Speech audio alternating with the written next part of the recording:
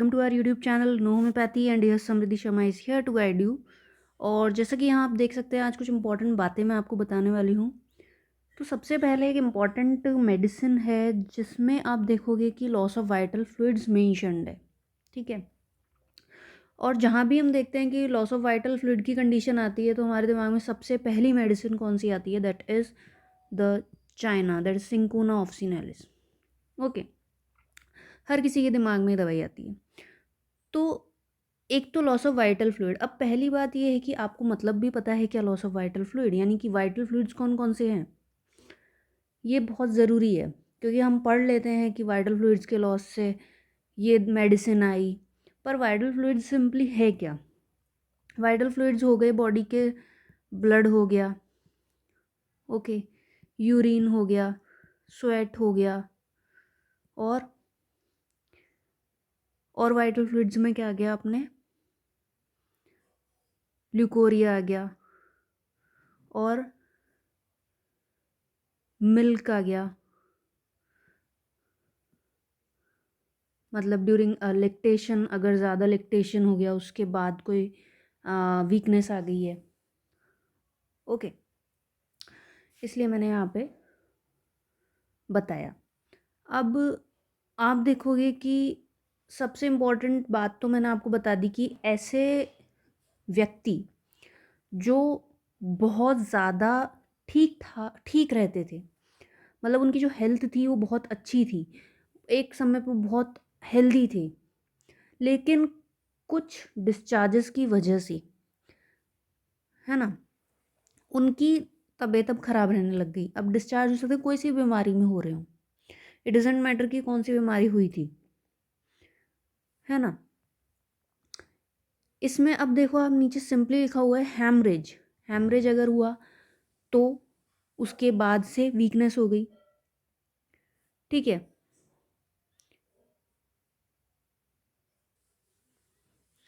या फिर जैसा कि मैंने आपको बताया था, लेक्टेशन, ज़्यादा लेक्टेशन करा लिया उसके बाद दिक्कत हो गई, ठीक है। किसी को डायरिया हो गया बहुत ज़्यादा, जैसे यहाँ पे मैंने बताया यूरिन वाइटल फ्लूइड है, वैसे स्टूल ज़्यादा जाने के बाद दिक्कत होने लग गई, ठीक है। अब यहाँ पर आपको एक चीज़ ध्यान रखनी है, फीवर जो है वो किस तरीके का हो रहा है। कुछ इंपॉर्टेंट बातें ही मैं डिस्कस कर रही हूँ आपसे मेडिसिन की, ठीक है। इंटरमिटेंट फीवर हो रहा है चाइना में, आप देखोगे फीवर किस तरीके का है, इंटरमिटेंट है। अब आपको पता होना चाहिए इंटरमिटेंट फीवर क्या होता है। इंटरमिटेंट फीवर वो फीवर होता है जिसमें जो पेशेंट है उसका टेम्परेचर राइज तो होता है, बट राइज होने के साथ साथ वो नॉर्मल टेम्परेचर को भी टच करने आता है। ये डेफिनेशन इंटरमिटेंट फीवर की, कि टेम्परेचर बढ़ा नॉर्मल से, ठीक है, वापस नॉर्मल पर आ गया। This is the definition of the intermittent fever. अब इसका जो पैरोक्सिम है वो कब आ रहे हैं? हर 2 या 3 घंटे में आ रहे हैं, है ना। हर दूसरे या तीसरे आवर में पेशेंट को बुखार आ रहा है, तो इसलिए चार्ट बनवाया जाता है। चार्ट क्यों बनवाते हैं? ये पता करने के लिए कि फ़ीवर किस तरीके का है, नॉर्मल टेम्परेचर को टच भी कर रहा है कि नहीं कर रहा है, और साथ ही साथ कितने घंटों में बुखार वापस आ रहा है, ठीक है। टाइप कैसे पता चलेगा कि टच कर रहा है क्या नॉर्मल टेम्परेचर को, और एंटीसिपेशन कैसे पता चलेगी कि पेरोक्सिम कितनी देर में आ रहा है। वो पता चलेगा कि दूसरे तीसरे घंटे में आ रहा है तो चाइना है, नहीं तो बाकी दवाइयाँ सोचेंगे हम, ओके। और जो बुखार है, क्योंकि इंटरमिटेंट फीवर है, अब बुखार हर दूसरे तीसरे घंटे में तो इसके पैरोक्सियम आ रहे हैं, लेकिन हर 7वें या 14th डे पे बुखार हो जाता है। कई लोग होते हैं हर, मतलब कहते ही ऐसे हैं कि तेरे को हर 7वें दिन बुखार आ जाता है। इसके तो रोज रोज रोज के झंझट हैं, हर दूसरे दिन इसकी तबीयत खराब रहती है, ठीक है। हर दूसरे दिन, एवरी अदर डे, ये भी एक सिम्टम है चाइना का। क्या सिम्टम है? एवरी अदर डे, हर दूसरे दिन बुखार हो जाना, हर दूसरे दिन कुछ ना कुछ तबीयत खराब हो जाना।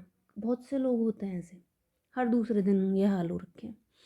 तो हर दूसरे दिन तबीयत ख़राब हो रही है, हर दूसरे दिन बुखार हो रहा है, ठीक है, हर 7वें दिन बुखार हो रहा है, या हर 14th डे बुखार आ जाता है, ठीक है।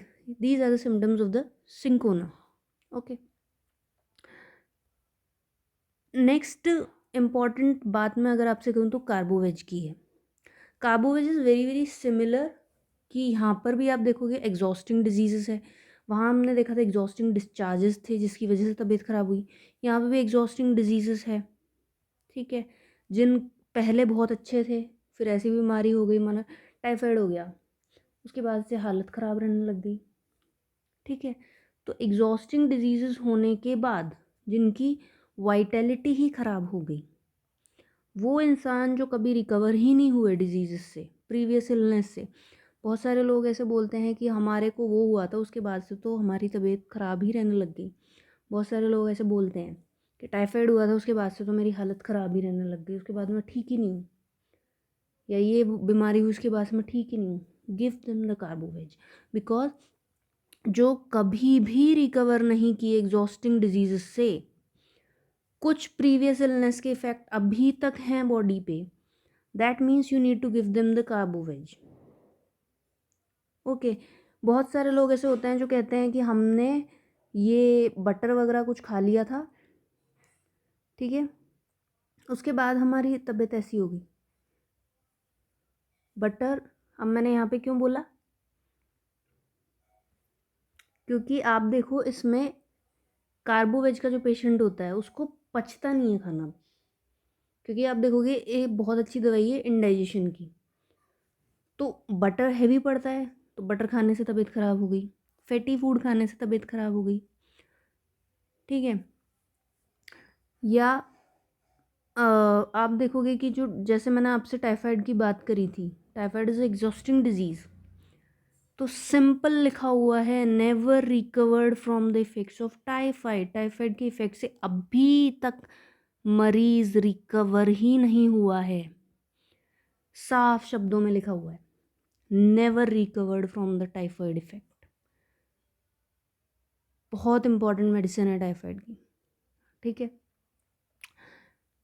अब यहाँ पर और क्या इम्पोर्टेंट चीज़ है जो आपको याद रखनी है, वो है कॉस्टिकम की। कॉस्टिकम में भी लिखा हुआ है कि यहाँ पर भी आप देखोगे लिखा हुआ है सप्रेस्ड इरप्शंस। अब ये मैं क्यों डिस्कस कर रही हूँ, क्योंकि आप देखोगे टाइफाइड में जो रोज़ स्पॉट्स हैं वो आपको देखने को मिलते हैं। जब आप चेस्ट रीजन देखोगे, नेक एरिया देखोगे, वहाँ पे आपको रोज़ स्पॉट देखने को मिलेंगे टाइफाइड में। अगर टाइफाइड फुली रिकवर नहीं हुआ है तो ये जो रोज़ स्पॉट्स थे, यानी कि ये जो इरप्शंस थे, ये दब जाते हैं, ठीक है। और उनके दबने की वजह से पेशेंट तबीयत ख़राब रहती है। So there is the elements from suppressed eruptions, and very very important medicine for that is causticum। Okay, तो ये मैंने आपको इसीलिए 3 दवाइयाँ बताई है, because these are the important, all 3 medicines are important medicines for the typhoid as well as the discharges। Okay, इनको आपको ध्यान रखना है, और यही इम्पॉर्टेंट सिम्टम्स मैंने आपको इन मेडिसिन्स के बताए हैं। Keep them in mind and just try to read the materia medica like this। Okay, so that's all for today's video. I hope this video is going to be useful and helpful. If you find this helpful, try to share out with your friends and colleagues. Thanks for watching No Homeopathy।